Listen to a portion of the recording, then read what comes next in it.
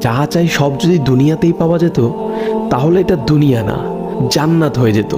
কিছু এলোমেলো ঝড়, কষ্টের দমকা হাওয়া, কিছু অপ্রাপ্তির ভিড় তোমায় কষ্ট দিবে, যন্ত্রণাগুলো পাহাড়ের মতো দেখবে, মাঝে মধ্যে বুকটা ভারী হয়ে আসবে।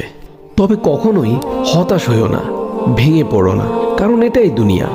এখানে সব চাওয়া পূরণ হবার নয়। মন যা চায় তাই যদি পেতে চাও, তবে অবশ্যই তোমায় জান্নাতে যেতে হবে।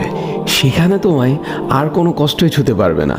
এই যে ছোটখাটো কষ্টগুলো তোমায় আঘাত করে, এগুলো মূলত তোমায় জান্নাতের নিকটবর্তী করে এবং আল্লাহর সন্তুষ্টির দিকে দ্রুত গতিতে নিয়ে যায়। আর এখানে সুখ দুঃখ কোনোটিই স্থায়ী নয়। এখানকার সব কিছুই সাময়িক, আর আখেরাত হলো চিরস্থায়ী। সেখানকার সুখ দুঃখ চিরস্থায়ী। ক্ষণস্থায়ী কষ্টগুলোর ব্যাপারে অত চিন্তা করে কি লাভ? আল্লাহ সুবহানাহু ওয়া তাআলা বলেন, জান্নাতে তোমাদের জন্য তোমাদের মন যা চায় তাই আছে।